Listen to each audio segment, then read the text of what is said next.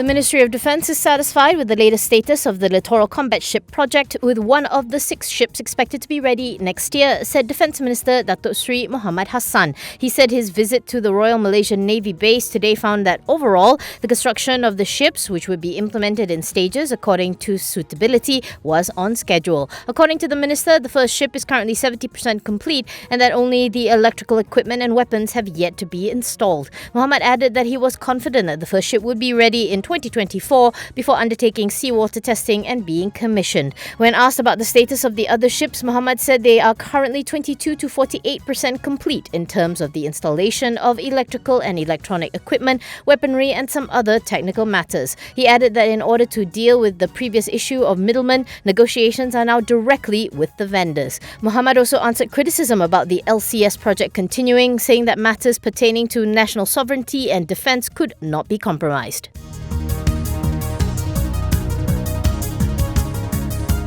Petronas Chemicals Group has inked a heads of agreement to divest its 25% stake in Petronas Chemicals fertiliser Sabah to SMJ, a wholly owned Sabah state government company. The divestment is part of the group's strategic efforts to position itself as a preferred partner in shaping and implementing efforts by Petchem and SMJ to sustain and grow the petrochemicals business in Sabah, it said in a stock exchange release. PCFS, a wholly owned unit of Petchem, is located in Sipitang, Sabah and has a production capacity of 1.9 million metric tons per annum of ammonia and urea. It is the largest single-train ammonia and urea plant in Southeast Asia. Petchem said that the completion of the divestment is expected to be in 2023, subject to conditions precedent in the agreement being met. Petchem MD and CEO Muhammad Yusof said that the group values the opportunity to further contribute to the development of Sabah and welcomes SMJ as its strategic partner. SMJ CEO Dr. Dionysia Aloysius Kibat said the stake acquisition will give Sabah greater revenue sharing in the oil and gas industry in the state.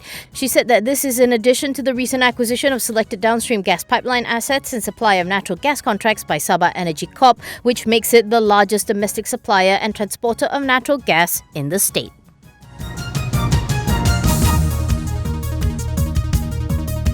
GDB Holdings, the main contractor of the 8 Colony Mix development, will now resume work on a part of the project as it has received partial payment from the project owner, Damai City, a unit of KSK Land. The project was previously delayed as GDB suspended work due to payment issues. In a statement, GDB said it would resume facade work on Tower A and that full work on the project will resume in early April 2023, provided Damai City meets the agreed terms and settles the outstanding amounts as scheduled. GDB Managing Director Tia Ham Tia says that the group aims to reinforce its track record for premium high-rise buildings while at the same time creating substantial value for its shareholders. In August 2022, GDB, via its unit, served a suspension notice to Damai City and halted all works on the project, which boasted an estimated GDV of 5.4 billion amid speculations that it had not been paid. Meanwhile, KSK Land refuted claims that the group was having financial issues and told The Edge in July 2022 that it remained financially strong with sufficient resources to ensure the completion of the 8 Conley project. In October 2022, GDB's unit sued KSK Land to recover 120.69 million that the construction firm claimed was the sum owed by Damai City. GDB, via its unit, secured the 1.25 billion ringgit contract in 2020 from Damai City to complete the 8 Conley project.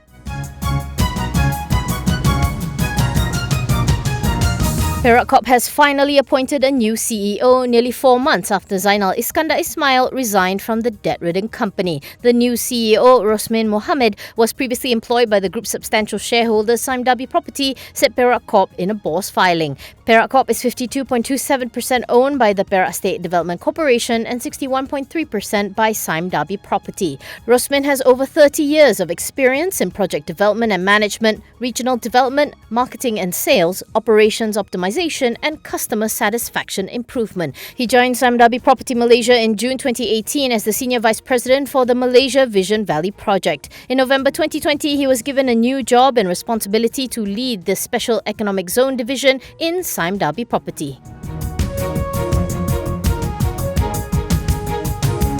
ManagePay Systems plans to cooperate with Hong Kong-based Edit Financial Holdings to launch and market Edit Financial's internet-based securities trading mobile application in Malaysia. In a Bursa Malaysia filing, MP said it inked a memorandum of understanding with Edit Financial on December 28th with the intention of formally establishing the partnership in Malaysia for Edit One international version.